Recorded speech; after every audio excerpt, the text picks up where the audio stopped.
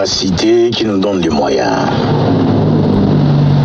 Bien-aimés, je bénis la vie des hommes de Dieu qui nous précèdent.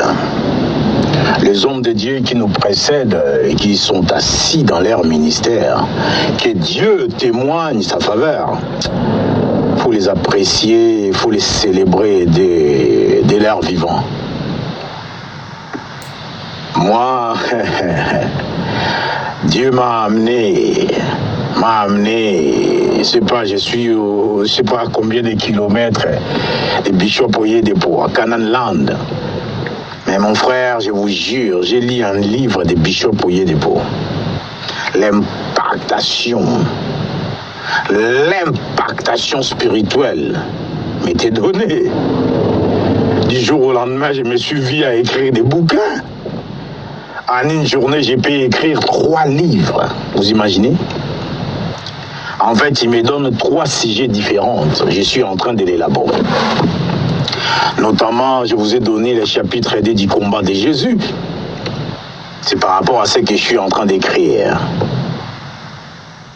Le combat de Jésus arrive presque à la fin. Et je suis encore sur des autres titres que je ne dirai pas maintenant jusqu'à ce qu'on voit l'apparition. Donc l'impactation des puissances existe. Quand je lis, j'ai désiré de toutes mes forces une portion de ce que Dieu a donné à Bishop Oyedepo. En lisant, j'ai compris. Lui aussi. Donc c'est une succession. C'est une succession. La succession. Je ne veux pas dire ici que moi, Rodard, je vais succéder à l'homme de Dieu. Non, non.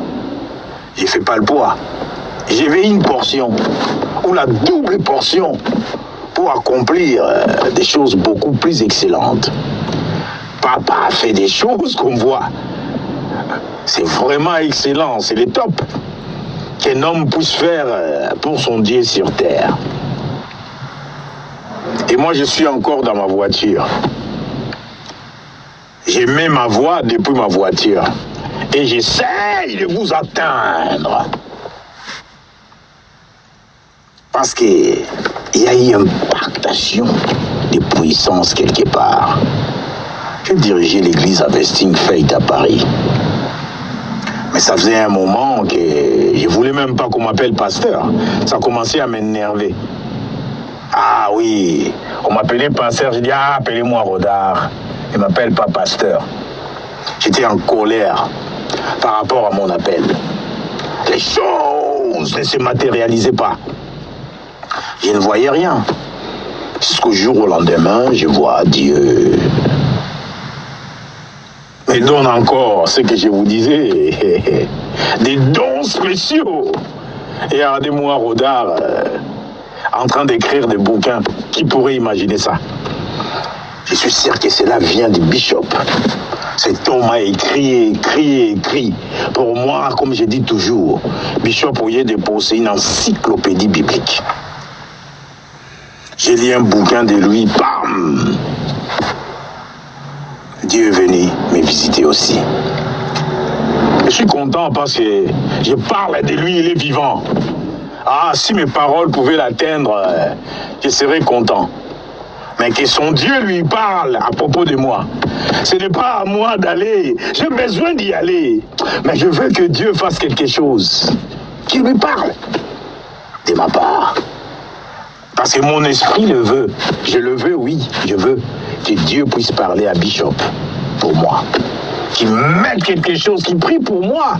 Même en esprit.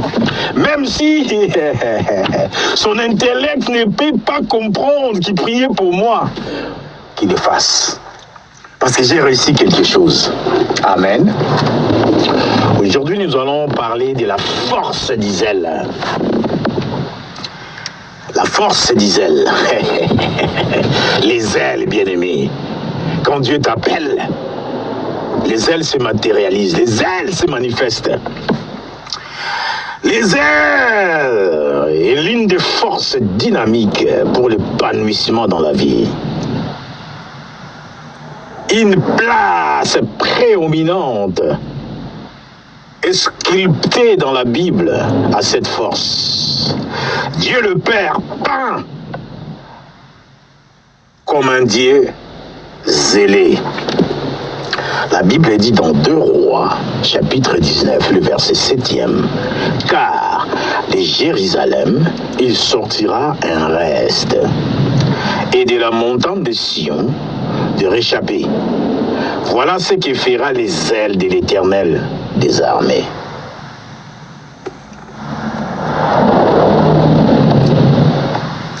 Voilà ce que fera l'Éternel des armées. Si nous lisons Ésaïe chapitre 9, le verset 7e, la Bible dit « Donnez à l'empire de l'accroissement et une paix sans fin au trône de David et à son royaume.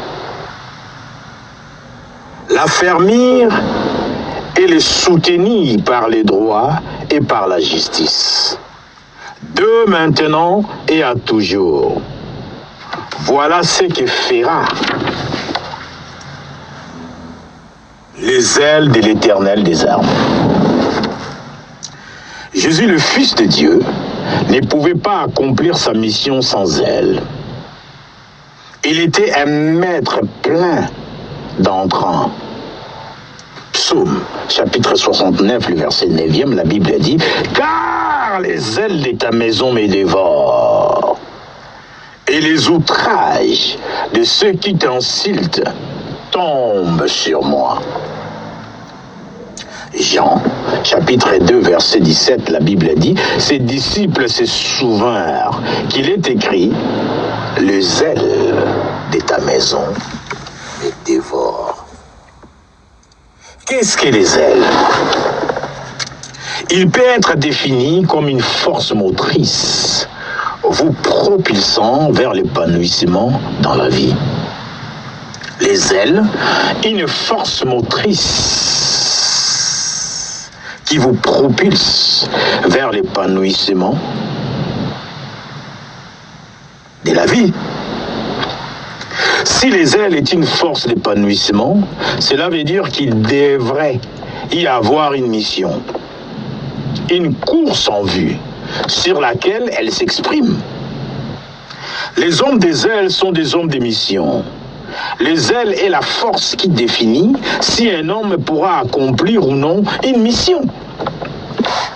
Dieu ne donne jamais une tâche sans la faire suivre des ailes pour l'accomplir.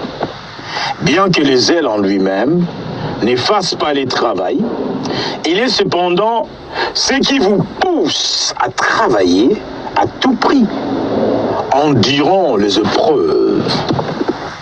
Par égard pour la mission, les ailes vous fortifient pour l'endurance. Avec la force des ailes, les montagnes sont aplanies, les obstacles cèdent les passages. Les ailes poussent à accomplir l'impossible. La force des ailes transforme toute impossibilité en possibilité. Jésus était complètement rongé par les ailes pour sa mission. Avec la force des ailes en lui, l'opposition des pharisiens était réduite en néant. Les conditions de vie difficiles ne voulaient rien dire pour lui. La nourriture était sans valeur. Qu'est-ce qui comptait alors à ses yeux? Jean, chapitre 4, le verset 34e, la Bible dit « Mais ma nourriture est de faire la volonté de celui qui m'a envoyé et accomplir son œuvre. » Les ailes est la force qui vous pousse de l'avant en dépit de tous les impairs pour voir la fin glorieuse de votre mission. Voyez, la gloire devant vous, puis les ailes vous consument de l'intérieur afin de l'amener à la manifestation. Jésus vit la gloire de l'accomplissement devant lui et elle généra en lui la force des ailes qui réduisit tout obstacle en jouet. Il réduisit tout obstacle en jouet. Lisons Hébreux, chapitre 12, les versets 2. ayant le regard sur Jésus, les chefs et les consommateurs de la foi, qui, en vue de la joie qui lui était réservée, a souffert la croix, méprisé l'ignominie et s'est assis à la droite du trône de Dieu. Bien-aimés, les ailes motivent l'audace dans les pas que vous prenez. Il met hors jeu le découragement et les distractions. Il garantit la fermeté et la joie dans l'espérance. C'est une flamme intérieure criant pour apporter des résultats. Élie était un prophète zélé. Son espoir et sa cause étaient de raviver une vraie adoration de Dieu en Israël.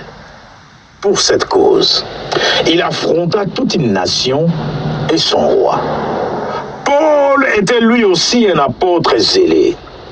Des déclarations comme celle-ci les confirment. Philippiens, chapitre 1, verset 21, la Bible dit « Car Christ est ma vie, et la mort m'est un gain. » Christ est ma vie. Même la mort m'est un gain. Donc même si vous me tuez aujourd'hui, j'ai rien perdu du tout, au contraire. 1 Corinthiens chapitre 9, toujours les épîtres des Paul, les versets 16e, la Bible dit « Et malheur à moi si je n'annonce pas l'évangile. Malheur à Rodard si je ne prêche pas la bonne nouvelle. » C'est pour ça que je suis fait. C'est pour cela que Dieu m'a implanté sur terre. Prêcher la parole.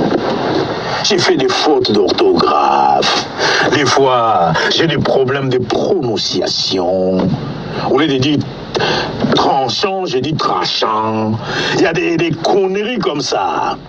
Mais Dieu les corrigera au fur et à mesure que je suis en train d'avancer dans son œuvre.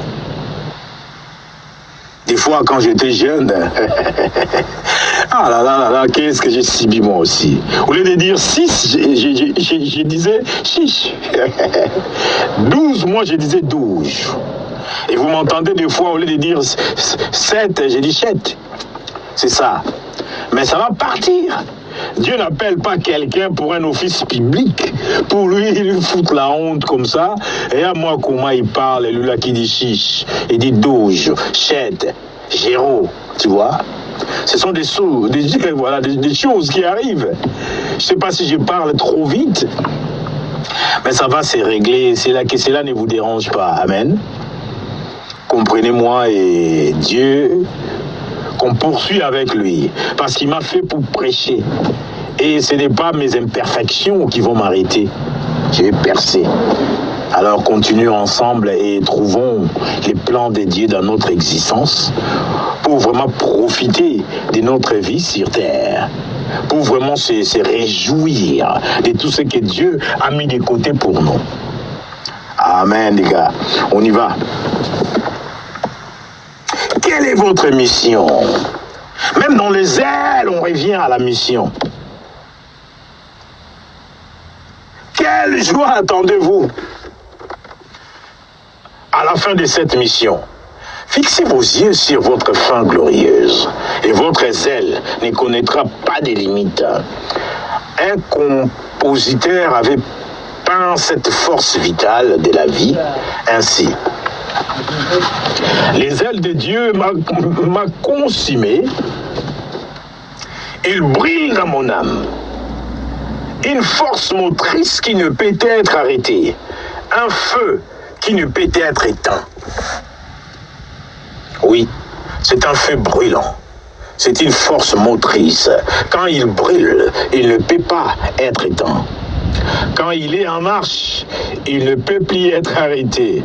Si vous ne pouvez ni être arrêté, ni être rabroué, vous finirez nécessairement comme une star.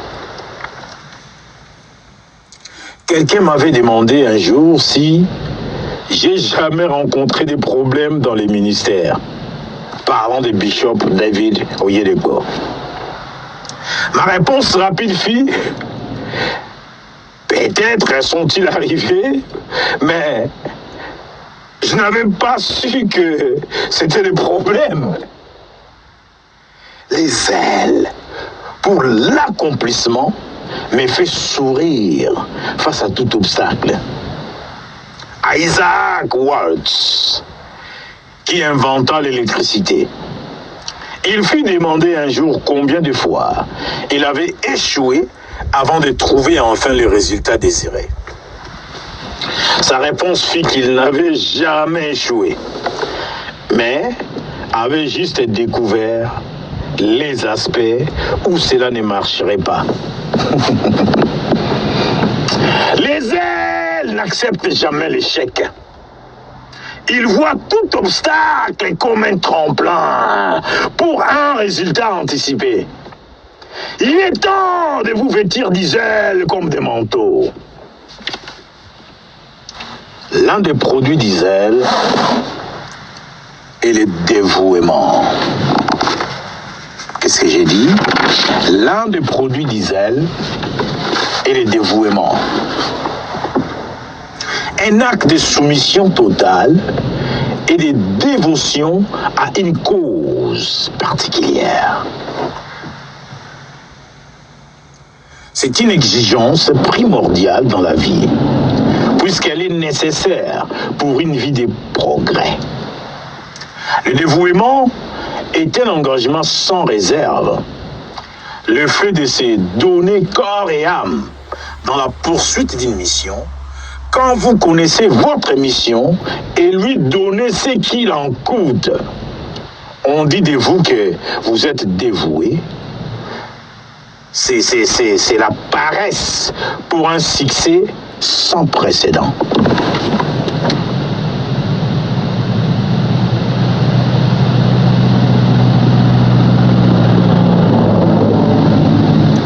Qu'est-ce que j'ai dit? C'est la passerelle et non la paresse. C'est la passerelle. Une petite traversée, si je puis me permettre, pour un succès sans précédent. Et dévouement. Si vous voulez que votre mission sur Terre produise les résultats escomptés, dédiez-vous à elle, afin de la voir arriver à terme. Cela implique une identification complète avec votre ministère. Vous n'avez Dieu que pour lui. La parole de Dieu dit dans Matthieu chapitre 6 verset 22, « L'œil est la lampe du corps. Si ton œil est en bon état, tout ton corps sera éclairé. » Vous avez donc la responsabilité de poursuivre votre mission avec opiniâtreté d'esprit et unicité d'objectif, ne permettant aucune distraction. Il y aura sûrement d'autres choses et d'autres personnes réclamant à corps et à cri votre temps et votre énergie. Mais refusez de vaciller. Ne vous laissez surtout pas détourner de la voie de votre vision. Esther était une femme dévouée à la cause de son peuple. Lorsqu'il fut face à une décision capitale, elle ne considéra pas son propre confort. Elle se livra sans réserve à la cause du peuple. Elle était résolue à mourir s'il fallait. Si vous lisez Esther chapitre 4, vous allez voir de quoi je suis en train de parler. Vous et moi savons qu'elle n'avait pas péri parce que Dieu rétribue toujours un engagement total à la mission qu'il assigne. De même, Daniel, Shadrach, Meshach et Abednego étaient des hommes s'étant élevés dans de grandes altitudes sur une terre étrangère, suite à leur engagement sans réserve à l'adoration du seul vrai Dieu. Jésus mit ce point en exurgue dans le Nouveau Testament.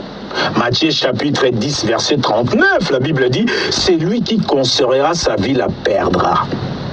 Et celui qui perdra sa vie à cause de moi, la retrouvera. » Cela veut dire que quiconque s'accrochera à sa vie dans ce monde au lieu d'affronter les défis bloquant l'accomplissement de sa mission, la perdra. En revanche, un homme qui se résoudra à perdre sa vie pour l'avancement de la cause mise entre ses mains par Dieu, la retrouvera en abondance, comme Shadrach, Meshach et Abednego. Soyez dévoués à la mission qui vous a été donnée.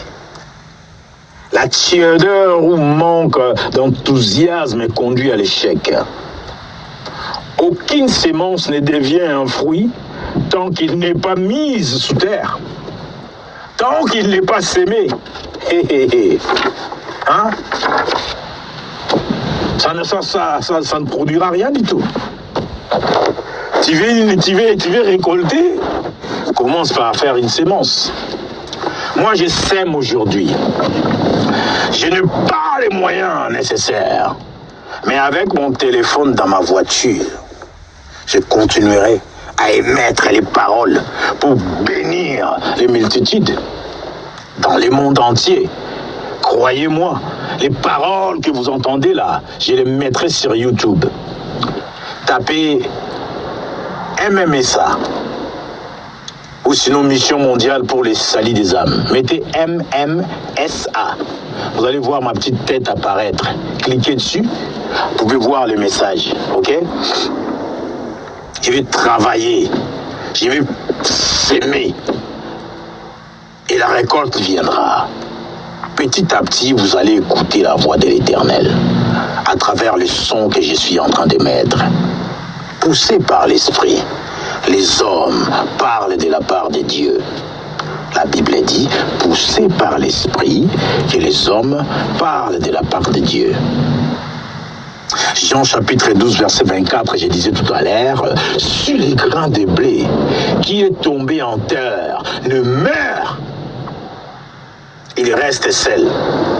Mais sur le mer, il porte beaucoup de fruits. Mettez tout ce que vous avez à contribution pour l'exécution de votre vision. Poursuivez-la de toutes vos forces. Mettez-y toutes vos ressources physiques, mentales, spirituelles et matérielles. Une soumission absolue à votre cause est la clé d'élévation dans le royaume. Les degrés d'accomplissement de votre vision est fortement déterminé par le niveau de votre engagement. Soyez donc engagés sans frein au but pour lequel vous êtes en vie. Votre engagement et la force de votre zèle attireront la main de Dieu dans votre situation. Et il vous élèvera vers les hautes et inattendues altitudes en lui. C'est Dieu, mon ami, qui va prendre la main. C'est Dieu, mon ami, qui va vous donner cette force, cette détermination d'aller jusqu'au fond, jusqu'au bout de vos attentes.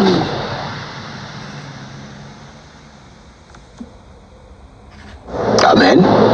On ne peut pas parler d'Israël si on ne rajoute pas la confiance.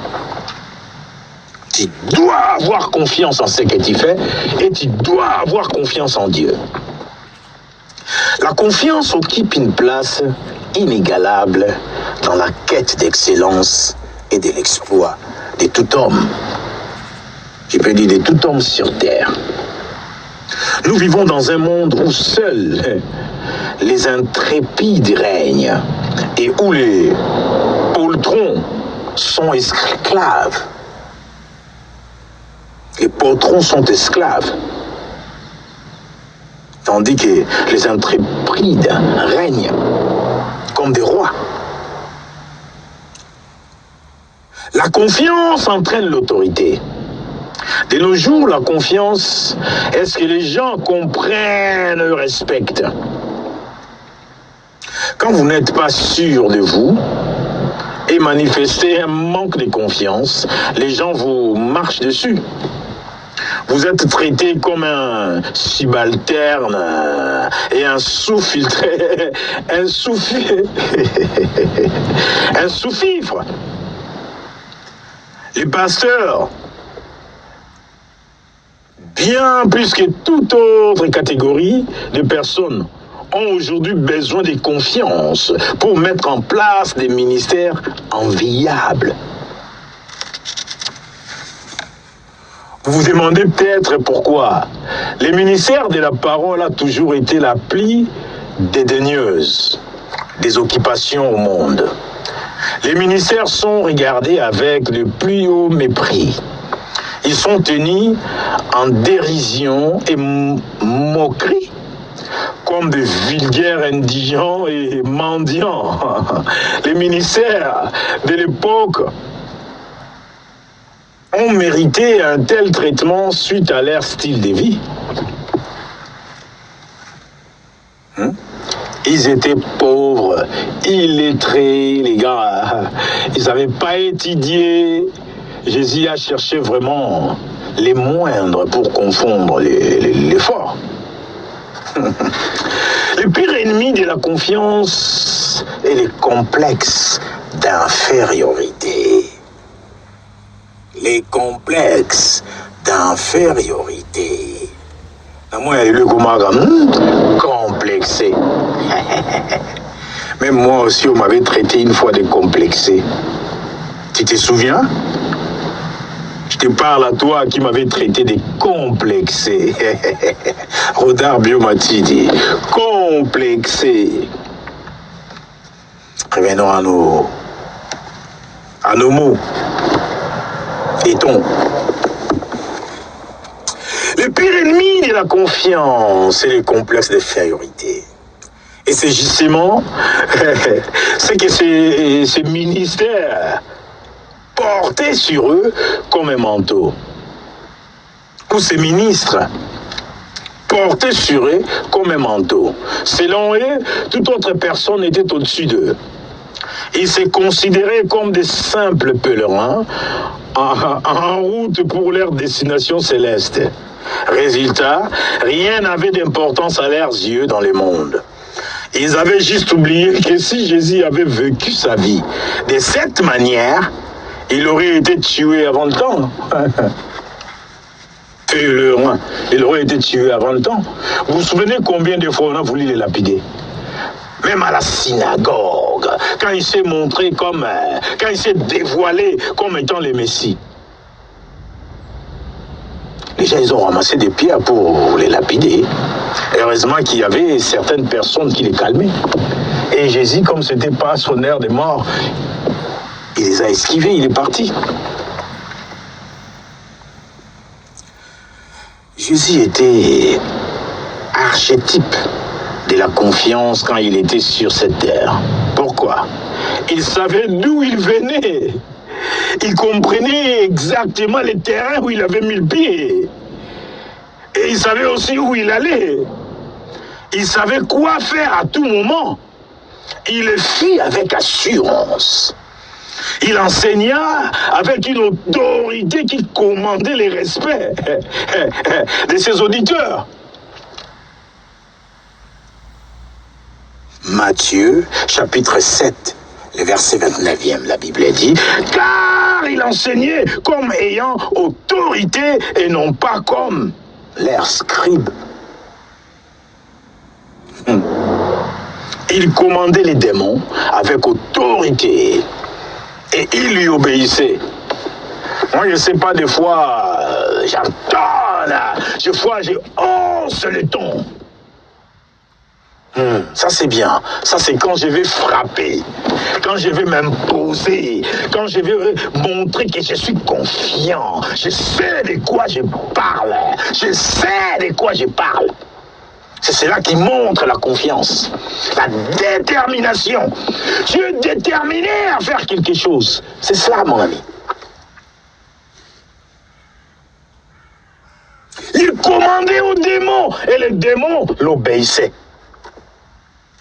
Il parlait et agissait comme si toute chose était inévitable. À la tempête, il dit « Silence, tais-toi » Marc, chapitre 4, verset 39.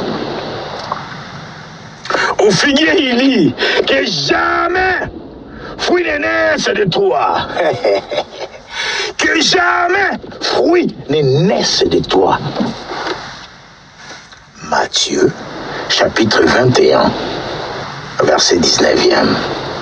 Au malade, il dit, qu'il te soit fait selon ta foi. Là, je crois qu'il avait dit en douceur, parce qu'il parlait à une personne quand même. Qu'il te soit fait selon ta foi. C'est-à-dire quoi? Tu écoutes ma parole et tu crois à ma parole. Tu mets un peu de tien. Et cela va se faire.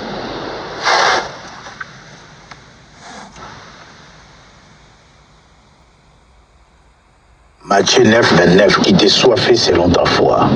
Il donna à manger à une foule de 5000 hommes sans la moindre crainte d'être à court de provisions. Regardez-moi ça. Sans la moindre crainte d'être à court de provisions. J'ai vu dernièrement à Paris, quelqu'un voulait nourrir 1000 personnes, nourriture gratuitement. Venez manger gratuitement. My God! Les jeunes se sont mobilisés. Ils se sont envoyés des textos. Ils étaient là plus de 3000. Les gars avaient prévu pour 1000. Ah, les gens, vous aimez manger, hein? Mais il faut manger la parole de Dieu. Des fois, aujourd'hui, ça change. Si je vous appelais comme ça, venez écouter. Venez écouter les paroles qui transformeront votre vie, qui changent. Les gens ne viendront pas. Mais pour aller manger des sandwichs, des burgers, je ne sais pas quoi d'autre. Regardez-moi, tous ces jeunes venus de toute la France, je pense. Ils étaient là. Il faut manger la parole, bien-aimé. La parole de Dieu vous transforme. La parole de Dieu vous reconstruit. La parole de Dieu vous restaure. Amen. Voilà pourquoi Jésus a dit au diable, l'homme ne vit pas de pain seulement, mais de toute parole qui sort de la bouche de Dieu. Une parole venue de sa bouche peut te faire un multimilliardaire. Demandez aux gens qui ont des milliards aujourd'hui, il y en a d'autres qui ont eu une révélation à l'église. L'homme de Dieu était en train de prêcher et il y a eu une révélation. Il a capté la révélation et il a appliqué les principes. Pam, multimilliardaire. Amen. Je continue et je disais, il donna à manger à une foule de 5000 hommes sans la moindre crainte d'être à court de provisions. Pendant que l'autre, il a eu peur, même la police a intervenu. Parce que ça pouvait partir à une émeute. Et il a eu la chance de se faire cramer même sa boutique là. Hein? Son fast-food. T'as eu la chance, mon ami. Des fois, on prend des initiatives, des choses qu'on ne peut pas assurer. Mais Jésus assure toujours. Sans la moindre crainte d'être à court de provisions. Jean, chapitre 6, les versets 11e. Il marcha sur les eaux comme si une terre ferme. Jésus n'avait jamais reculé par peur ou par incertitude devant les situations. Même au moment de son arrestation, c'est lui qui demanda à ses assaillants, « Qui cherchez-vous » Et quand ils répondirent Jésus, ils ne reculèrent pas à peur, ils ne reculèrent pas par la peur, mais les regardant en face et dit, « Je le suis ». Sa confiance lui avait permis d'établir sa position sur terre comme un homme d'autorité. Nous avons besoin de cette confiance aujourd'hui dans nos ministères. La Bible nous recommande d'être des imitateurs du Christ. Regardez à Jésus et suivez son exemple. Sachez qui vous êtes et laissez votre statut faire couler la confiance dans votre homme intérieur. Tout croyant est unique. Il est à Dieu. Il a Dieu au-dedans de lui. Il est plus grand que les diables dans le monde. En fait, vous avez Dieu qui est au-dedans de vous, et ce Dieu-là, il est plus grand que les diables qui rôdent dans ce monde. Que cette vérité s'infiltre dans tout moindre centimètre de votre être. Marchez dans la réalité du pouvoir que vous avez en vous, et rien ne vous privera de votre confiance. Ça, au moins, c'est à vous. Vous êtes confiant. Votre confiance, personne ne peut vous la priver. Bien-aimés, sans assurance, vous serez relégué dans l'arrière-plan. Ça m'est arrivé plusieurs fois de vouloir jouer humble. Je ne sais pas comment je peux réagir. J'étais dans les chantiers, comme j'ai dit la dernière fois. J'ai joué au con, je faisais vraiment les clowns. Parce que je me connais, moi je ne suis pas de tempérament simple. Je peux réagir brutalement, ça peut dégénérer. Je ne suis pas quelqu'un qu'on peut maîtriser facilement. Mais j'ai travaillé dans les chantiers, j'ai joué les clowns. Un homme comme moi. Excusez-moi, hein. J'ai perdu mon temps à passer les câbles, à raccorder des baies informatiques. Au départ, je prenais plaisir avant, Je pensais que j'ai créé ma boîte, cela va m'amener au bonheur, je vais forcément avoir des gros chantiers et ça va faire rentrer des l'oseille. Je voulais faire mon bleu. Mais j'étais plus un esclave que gagner ma vie. J'ai rien gagné du tout. J'ai souffert. Combien d'entreprises j'ai créées? J'ai commencé par WeCare Informatique. Cette entreprise a été mise en liquidation judiciaire. J'ai pris Chimie Felek. Je me suis battu. J'essaye, quoi. Je vais m'en sortir. J'ai dit non, je suis un homme. Un homme doit se battre. Un homme doit nourrir sa famille. Un homme doit faire ceci. Un homme doit faire cela. J'ai créé encore Chimie Felek. Rien à faire. J'ai dit attends, pourquoi ça marche pas? Non mais il n'y a pas que moi qui soit étranger. Il n'y a pas que moi qui a cette couleur de peau. Parce que moi je suis marron. Je suis un bon négro. Des fois, on vit en France, on va dire, peut-être c'est des racismes. Il n'y a rien dedans des racismes. Si tu connais ton boulot, tu vas le faire. Mais moi, mon cas, Dieu ne voulait pas me voir dans cet office-là. Je perdais mon temps à vouloir gagner ma vie. Or que ma vie est déjà gagnée. Il m'a donné sa parole. Il a mis sa parole dans ma bouche. Maintenant, c'est à moi d'aller s'aimer cette parole dans le monde entier pour pouvoir récolter. Je dois prêcher cet évangile. Comme disait ma sœur Liliane, Rodard, ta bénédiction se trouve dans la parole de Dieu. Je calculais pas, moi je suis têtu aussi, hein. Je suis une tête de mille, moi.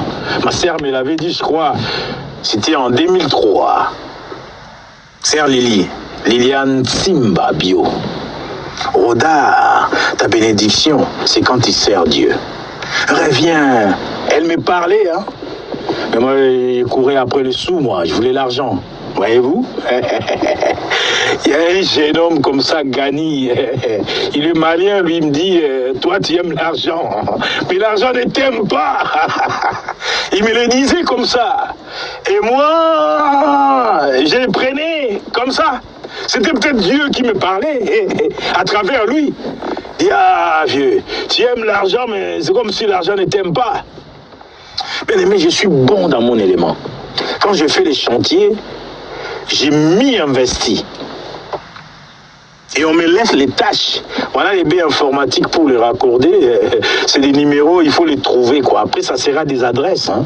Ça sera des adresses IP. En fait, il faut les mettre, chaque câble à sa place.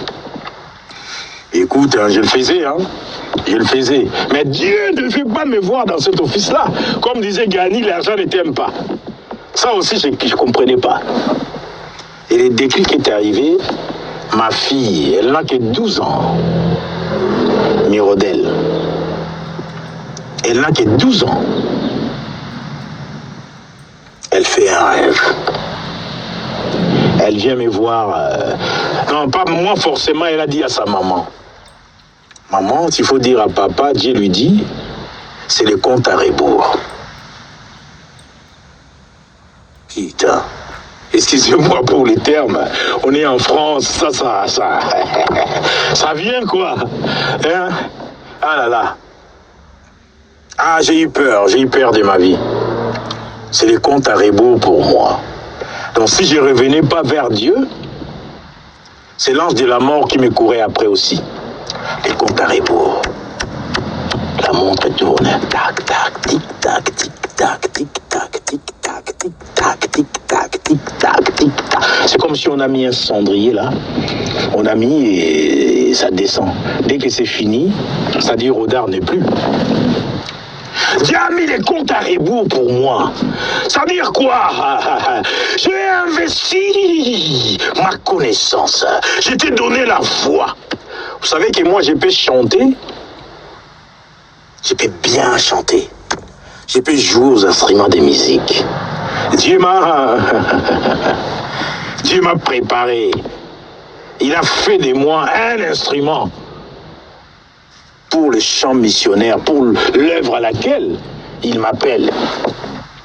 Mais moi, je m'entêtais à faire autre chose.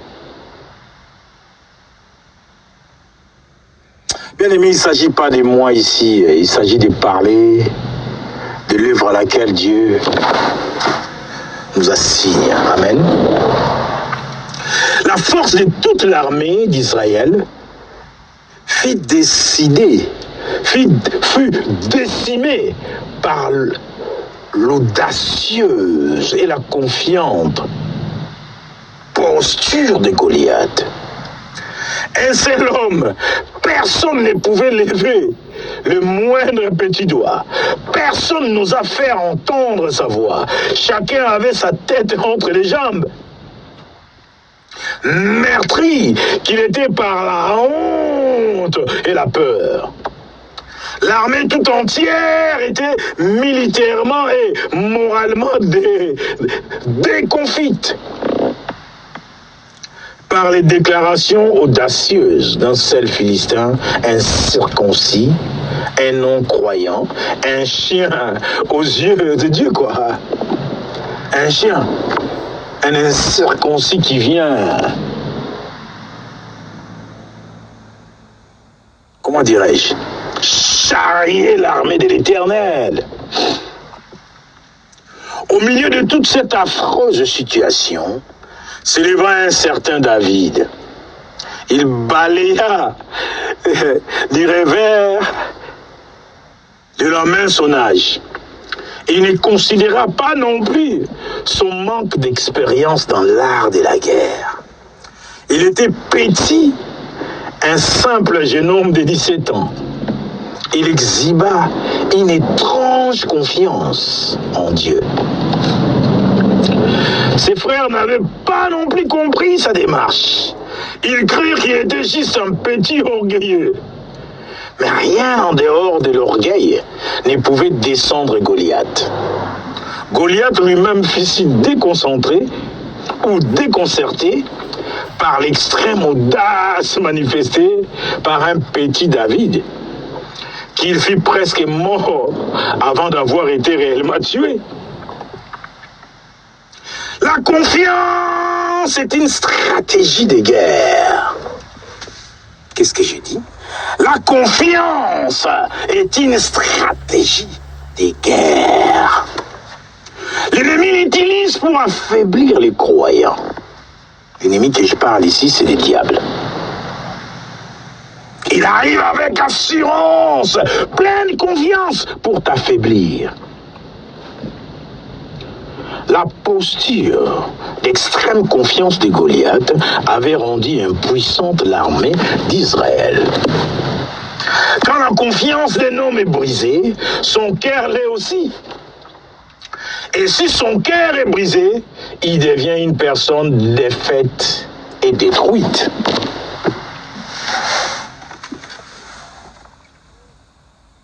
Rabshakeh, la commandant en chef de l'armée d'Assyrienne, en était conscient dans son étalage de force verbale contre Israël. Il savait que si la confiance du peuple est brisée, il peut être démoralisé et chercher à faire la paix avec le roi d'Assyrie. Il essaya de briser la confiance du peuple en vantant haut et fort, en hébreu en plus, les exploits des Assyriens, qui du reste étaient vrais, et l'incapacité de Dieu à les aider. Il leur demanda, quelle est cette confiance sur laquelle vous vous appuyez? 2 Rois, chapitre 18, verset 19. Il savait que s'il pouvait réussir à briser leur confiance, la voie lui serait libre. Tout homme d'exploit dans la Bible était un homme de confiance. Des hommes au cœur de lion, ce furent des hommes qui n'avaient jamais su comment tourner les dos aux défis, mais qui les affrontèrent. Jetez un œil à la brochette d'ancêtres ayant obtenu des bons rapports dans Hébreux chapitre 11. Chacun de ces patriarches de la foi avait la confiance comme compagnon. Abraham n'avait pas pu hériter de l'alliance sans confiance. Tenez par exemple un homme de 75 ans embarquant pour une destination inconnue. À 75 ans, ressous au Lugavi.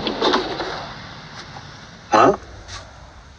À 75 ans, tu te balades partout comme ça. Destination inconnue. Il refusa d'être démonté. Il savait qu'il avait appelé, Dieu. Il savait que Dieu l'avait appelé. Sa confiance lui a acquis un héritage. C'est, je crois, pourquoi la Bible dit, dans Hébreux chapitre 10, verset 35, « N'abandonnez donc pas votre assurance, à laquelle est attachée une grande rémunération. » On va te payer à la fin. Si tu n'abandonnes pas ta confiance, à ta confiance est attachée une paye. La confiance produit une grande rémunération qui fait des grands hommes. Il n'y a aucune grandeur sans confiance. Ah, c'est bon ça, je répète. Il n'y a aucune grandeur sans confiance. Aucun ministère ne peut tenir ferme sans elle. La confiance est la force derrière chaque percée. La base de la confiance. Quelle est la base de la confiance? Elle est basée sur nos capacités ou nos acquisitions. Ça, c'est pas une réponse. Je peux le mettre comme une question. Est-ce qu'elle est basée sur nos capacités ou nos acquisitions? La réponse, c'est non. Voici les bases de la confiance. 1. La présence fidèle de Dieu. C'est ça la base de la confiance. la présence fidèle de Dieu. Beaucoup d'entre nous avons confiance à la présence des gens qui nous entourent.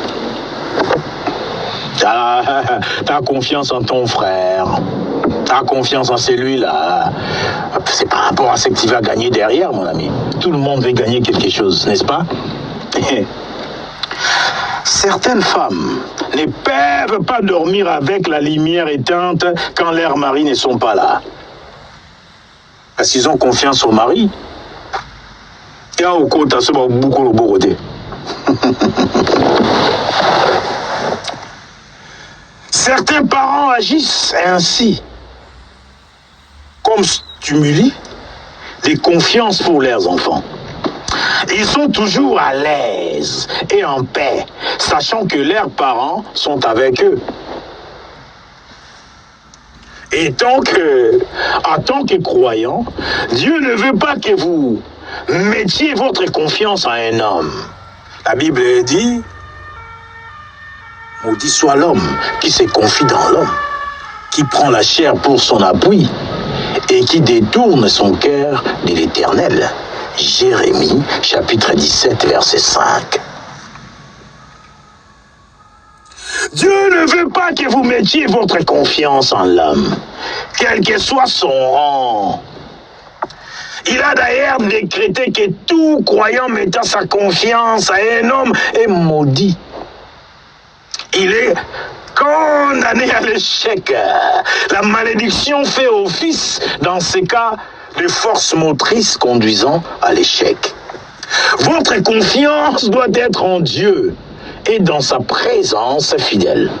Le psalmiste a dit dans Psaume chapitre 23, le verset 4, « Quand je marcherai même dans la vallée de l'ombre de la mort, je ne crains aucun mal, car tu es avec moi. Ta houlette et ton bâton me rassurent. » Il n'y a rien d'aussi réconfortant que de savoir que Dieu est avec vous. Même dans les moments les plus sombres, dans toutes vos batailles dans la vie, Dieu est avec vous. Jésus avait dit, « Voici, je suis avec vous tous les jours. » Tous les jours, même jusqu'à la fin du temps. Matthieu, chapitre 28, le verset 20e. Il est avec vous tous les jours. Il ne vous laissera jamais tomber, ni vous oublier. Ceci devait être votre plus grand stimulus de confiance. Je me souviens de mes vieux jours à l'école. Si un de vos camarades vous contrariait et que vous saviez pouvoir lui tenir tête dans la bagarre, vous attendriez tranquillement la fin des cours pour lui régler son compte à la sortie.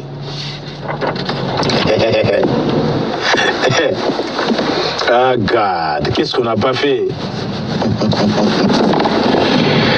Mais s'il était plus grand et plus fort, vous ne disiez aucune parole avant d'être apporté des voix de votre maison. Et là, vous vous déchaîniez sur lui. Pourquoi? Parce que vous saviez que vos parents viendraient à votre rescousse si la situation venait à tourner au vinaigre. N'est-ce pas? Ah mais moi, c'était pas mon cas. Hein. Moi, je suis un bagarreur. Et aujourd'hui, je prêche l'évangile, mais ne me provoque pas. Tu auras un coup de poing, je te mets KO. Non, je rigole. Dieu change certaines choses. Vous avez connu un rodard violent, un rodard bagarreur, un rodard fumeur de joints, un rodard qui a tout fait, quoi. Qu'est-ce que je n'ai pas fait, moi? T'es mauvais, alors. Moi, là où j'ai grandi, oui, les parents aiment protéger leurs enfants, ils ne m'aimaient pas, j'ai cogné bien fort. Il y avait un grand frère de mon quartier, Walter Chimanga. Il s'appelait le roi des KO parce qu'il faisait la boxe. Il faisait ses combats, il gagnait par KO. Et moi, je te donne une bonne hyperkit, un bon crochet, je te fous par terre, mon ami. C'est ça. Je suis grandi comme ça, fort, bagarreur. Je sais pas comment, ben bon, ça c'est le passé. On va pas revenir dessus. C'est mon passé. Et Dieu m'a recueilli comme ça. Il m'a recueilli comme ça dans cette obscurité, dans cette vie horrible qui était la mienne. Et je sors d'une famille aussi multipolygame. Mon père a eu plusieurs femmes aussi. Excusez-moi, j'ai profité d'une très bonne éducation. J'ai fait mes études primaires, secondaires. J'ai tenté d'aller à l'université. Il y a eu des moments où l'université était fermée. Moi, je voulais faire même Polytechnique. Polytechnique. C'est-à-dire Fumubuku. Les gens qui aiment étudier, les gens qui aiment lire. Je voulais faire la Polytech. Mais j'étais pas sérieux. L'alcoolémie, une vie de débauche.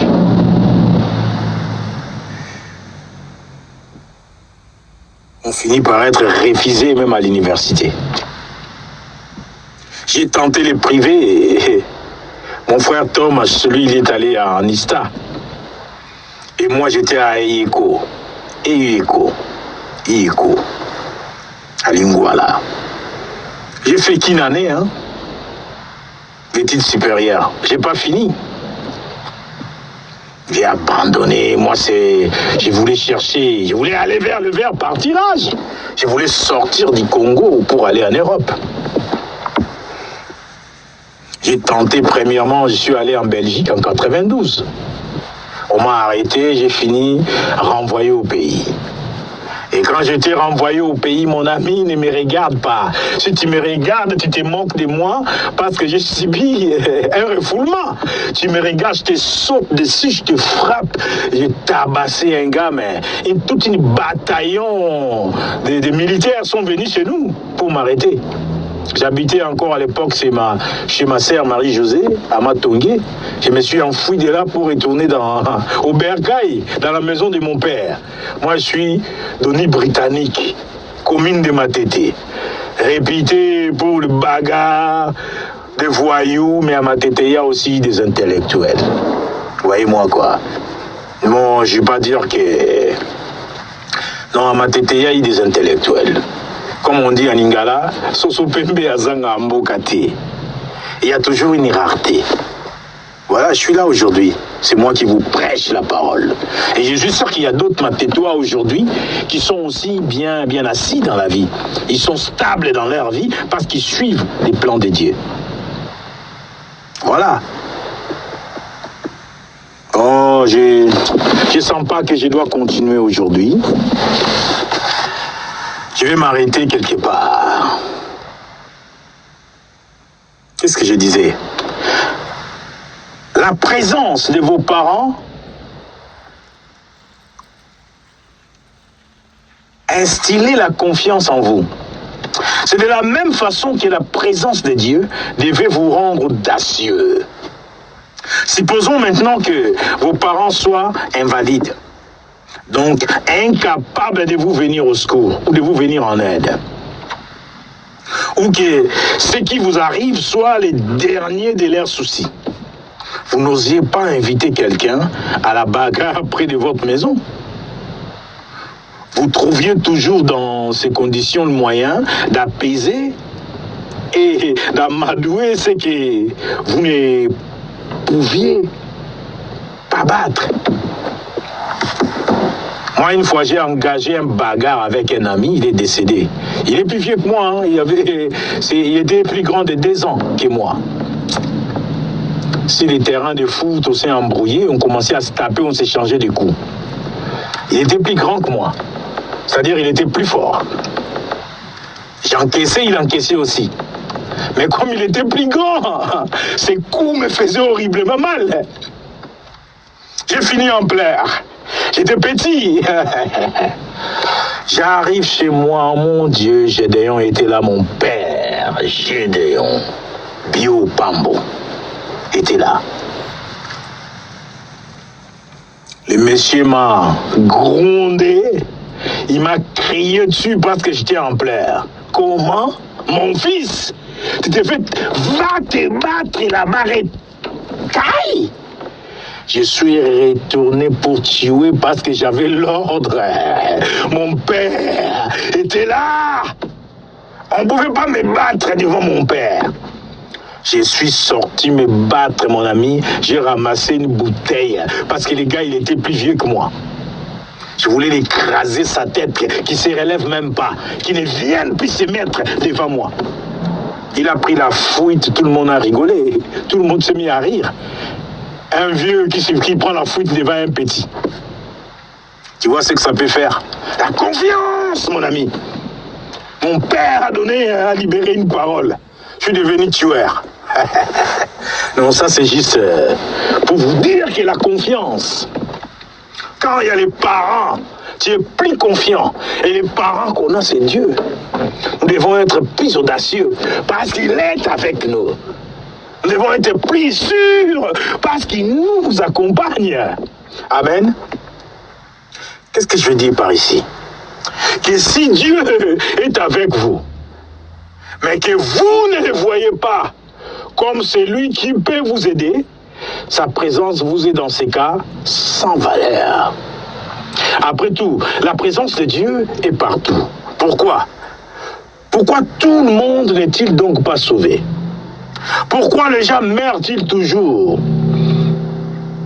Tous les jours. Pourquoi y a-t-il toujours d'accidents? La présence de Dieu ne vous est d'aucune aide si vous ne croyez et ne savez pas ce qu'il peut faire dans votre vie ou dans votre situation. Par exemple, un homme malade et à l'agonie. Continuez à dire: je te remercie Seigneur parce que tu es avec moi. Mais ne sais pas que Dieu est celui qui les guérit. Hein? Il est là et merci Dieu. Je te remercie, tu es avec moi. Pendant que Dieu a dit: je suis le Dieu qui te guérit.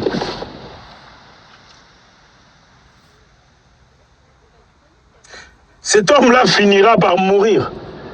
Parce que la guérison est disponible. La présence de Dieu autour d'un croyant garantit sa sécurité, lui assurant toujours une voie de sortie. Sa présence autour d'un croyant a toujours un but. Pour le psalmiste, c'est la présence de Dieu éloigne toute peur, quel que soit le pécheur des ténèbres autour de lui. Psaume chapitre 23, verset 4, c'est ce qu'on avait lu. Pour que la présence de Dieu vous instille la confiance dont vous avez besoin, vous devez bien les connaître. Sachez qui il est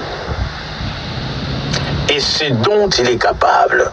Quand vous le connaissez ainsi, que la présence de sa force, vous avez une base solide pour la confiance. La Bible dit dans 1 Jean, chapitre 4, le verset 4e, « Vous, petits enfants, vous êtes de Dieu, et vous les avez vaincus, parce que celui qui est en vous est plus grand que celui qui est dans le monde. » Vous les avez vaincus parce que celui qui est en vous est plus puissant que celui qui est dans le monde. Voici donc la base de votre confiance en sa présence. Il est plus grand que le diable. Il est plus grand que toute force pouvant se dresser contre vous. Si vous le savez et êtes conscient qu'il est en vous et avec vous, il n'y aura dès lors aucune place pour la peur et l'incertitude quant à l'issue de toute situation dans laquelle vous vous trouverez. Votre victoire est inévitable. Qu'est-ce que j'ai dit? Inévitable.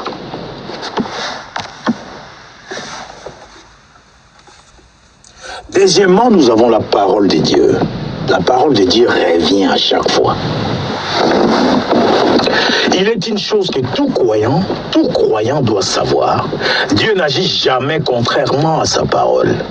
Que vous pensiez que votre situation est singulière ou spéciale, tant qu'elle n'est pas en accord avec la parole de Dieu, il n'agira pas.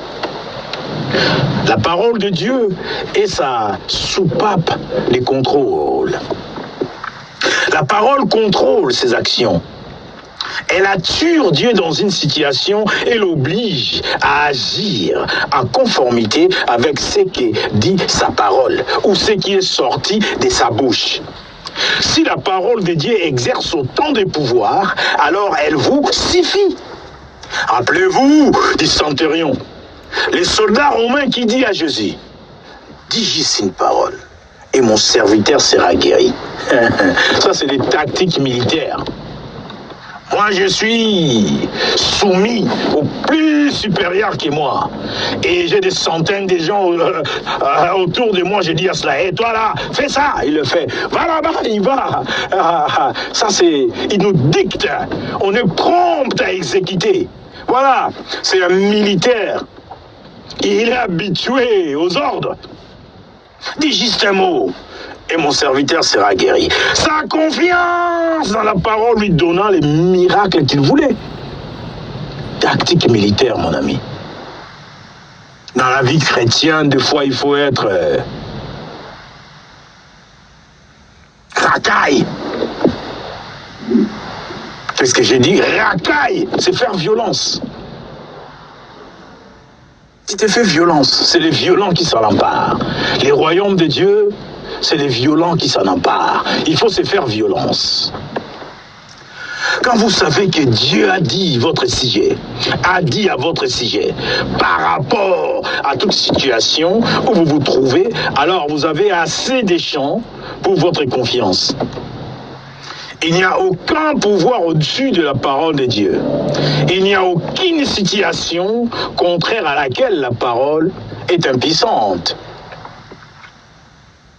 Qu'elle soit physique au niveau de votre corps, mentale au niveau de votre âme, ou spirituelle au niveau de votre esprit. Tout répond à la parole de sa puissance. Rien n'est assez difficile pour la parole de Dieu. La Bible a dit, rien n'est assez difficile pour la parole de Dieu. Hébreux, chapitre 4, le verset 12e, affirme que, car la parole de Dieu est vivante et efficace, plus tranchante qu'une épée quelconque, à des tranchants, pénétrante jusqu'à partager âme et esprit, jointure et moelle. Elle juge les sentiments et les pensées du cœur. La parole de Dieu pénètre dans tous les niveaux de l'existence. Il n'y a rien de caché devant elle. Il n'y a aucun obstacle auquel vous ferez face dans votre ministère qui ne répondra au pouvoir de la parole. Quand elle sort de votre bouche, la parole de Dieu ne manque jamais sa cible. La parole est comme une arme, comme une armée en action. Les soldats obéissent à la lettre. Dieu voulait créer la terre et il envoya sa parole. Que la lumière soit. Genèse, chapitre 1, verset 3. La parole sauta de la bouche de Dieu, alla de l'avant et pressa sur l'interrupteur, où qu'il fût. Excusez-moi. Où qu'il fût.